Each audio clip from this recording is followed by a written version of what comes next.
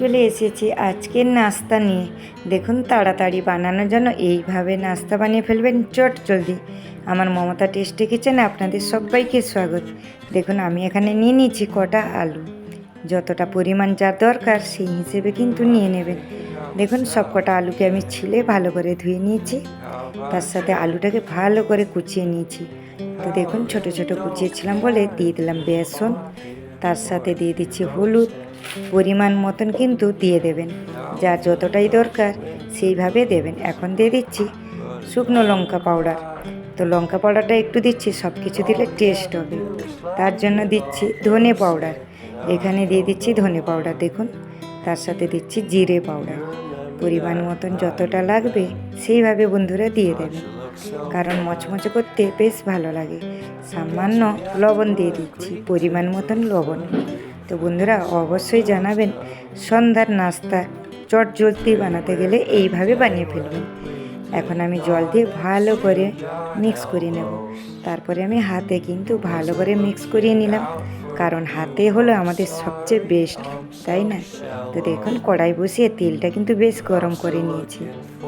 সন্ধ্যার সময় বৃষ্টি, তার সাথে চায়ের সাথে বেশ আলুর পকোড়া বেশ ভালো লাগবে বন্ধুরা, চটজলদি হয়ে যাবে আর বাচ্চাদের কিন্তু বেশ ভালো লাগবে।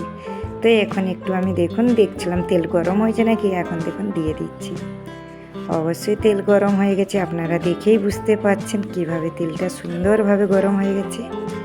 তো বন্ধুরা অবশ্যই আপনাদেরকে পছন্দ আসবে, ছোট থেকে বড় সবাইকে পছন্দ আসবে, কারণ ঝাল ঝাল আর মশলা মশলা আলুর পকোড়া কার কার ভালো লাগে বলবেন। তো দেখুন, এক পাশ হয়ে গেছে, আমি একটু নাড়াচাড়া করে নিচ্ছি। অবশ্যই ভালো লাগবে বন্ধুরা। আর কেমন কেমন রেসিপি দেখতে চান তাও আমাকে কমেন্ট করে জানাবেন, কারণ অনেক দিন পরে আমি কিন্তু ভিডিও দিচ্ছি। কিছু প্রবলেমের জন্য আমি এই চ্যানেলে কিন্তু ভিডিও দিতে পারিনি। আশা করি আপনাদের ভালো লাগবে। তো বন্ধুরা দেখুন, একবার হয়ে গেল আমার।